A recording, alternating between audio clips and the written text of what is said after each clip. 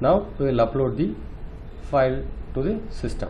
That is, first I am entering the name of the applicant, then I am selecting the occupancy type as residential, then I am uploading the DXF file, then I am selecting the service type, new construction. Now I am going to submit it.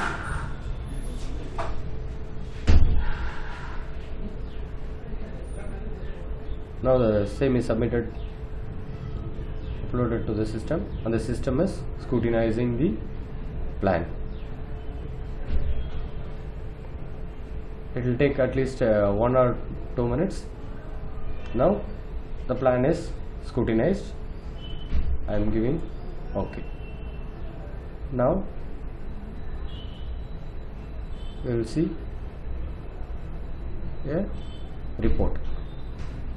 You can see here 78 Krishna. The status is accepted.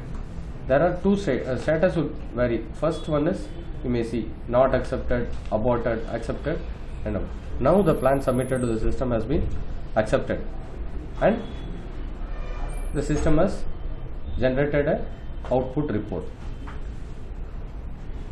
We will see what in the report now. I am saving it.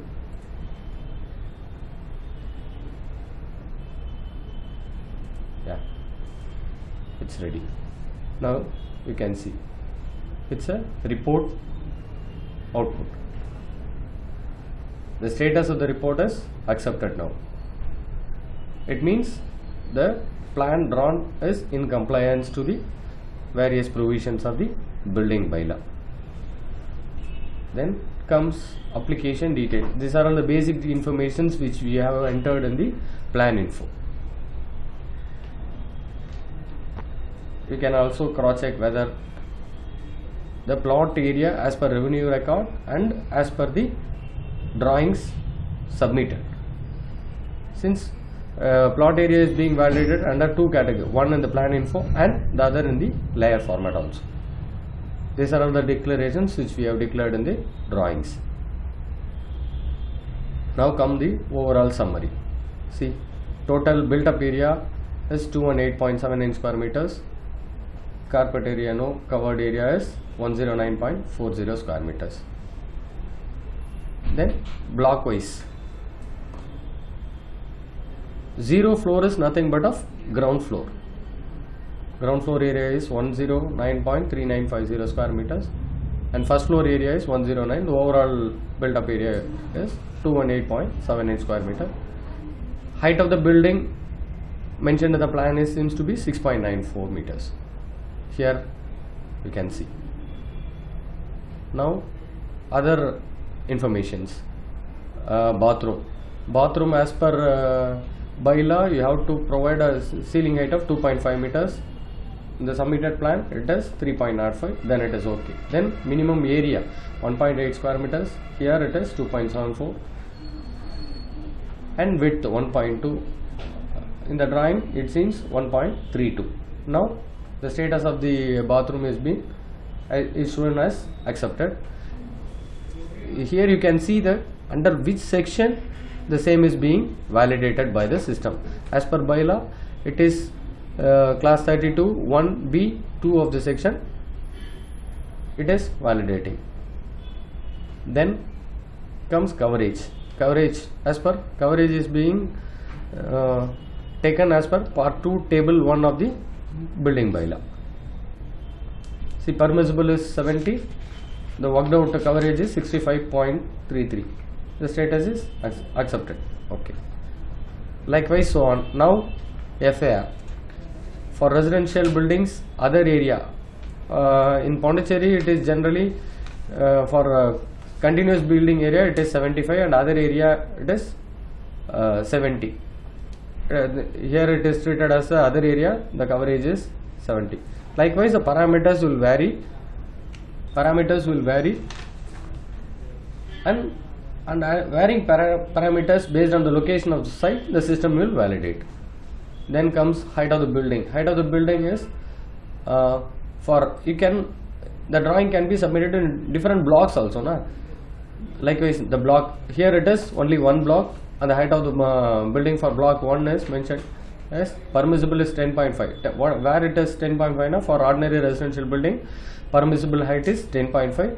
The system is validating the building with regard to 10.5 now. Okay, you can see this. Then comes the location plan. Location plan, the engineer has drawn the location plan and he has also marked with the specific layer. Plan provided, here it is also accepted. Then minimum plot width. As per plot, minimum plot width for residential building is 3 meters. As per table 1 of part 2. 3 meters, here it is 9.15 meters. Status is accepted. The engineer has drawn the north direction and the north direction has also been marked. Now it has shown accept. Then parapet wall. As per part 2 class 30, parapet wall is minimum height is 1 meter and it should be less than 1.2. Here it 1.5 and both is less than 1.5. It is also accepted. Then plot area. Here you need to see something more. Based on the occupancy and area type, plot area is differentiated. Like a plot area is differentiated based on plot extent and location of the site also. That is, minimum plot area as per bylaw is 100 square meter for other areas, and less than is being treated as EWS category. In general, it will vary with respect to various regions. Mahe will have something, and Karaikal likewise it has been customized, and it will also validate with respect to the respective regions. Then rainwater harvesting. Rainwater harvesting, in general it is being marked with a layer. After drawing the rainwater harvesting, you need to make it using the predefined layer. As we discussed earlier with regarding this, with the Yanam people, they are not insisting up to 200 square meters. Is it up to them to draw it or not? And they need to declare in the certification part of the plan. And goes on water closet, minimum size provided, right? Then comes the setback details. Setback details for as per part 2 table 1, front setback is 1.5 meters, provided is 1.5, then accepted. Rear is 1.5, provided is 1.5, it is also accepted. Then comes the side setback 1 and 2. The system is validating side setback as 1 and 2. Suppose if comes the plot is less than 6.1 meters, that is less than 20 feet, for which you no need to provide any side setbacks, for which you no need to mention any setbacks for that specific side, but for that side it will automatically considered as 0. Then dogleg staircase. Staircase, in generally per flight, number of flights were restricted, number of width tread, everything is being validated by the system, and other landing width, landing size, number of risers is also being scrutinized by the system. Then dwelling units. Dwelling units, in general less than 6 dwelling units are being treated as ordinary residential. Here it is only 1 dwelling unit, then it is also okay. Then kitchen. Kitchen may be with store, without store, and so on. Likewise, it is also validating with respect to the various aspects of the kitchen. Then number of floors.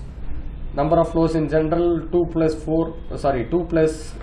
basement or stilt is being considered as ordinary residential. Here it is only 2 floors, it is also accepted. Then room is also being validated with respect to width, area, based on number of rooms also it is being validated. if you are having more than one room now, then you need to mention it as bedroom underscore 1, bedroom underscore 2, and so on. If it is a child bed, then you need to specifically mention it as a child bed 1, child bed 2, likewise.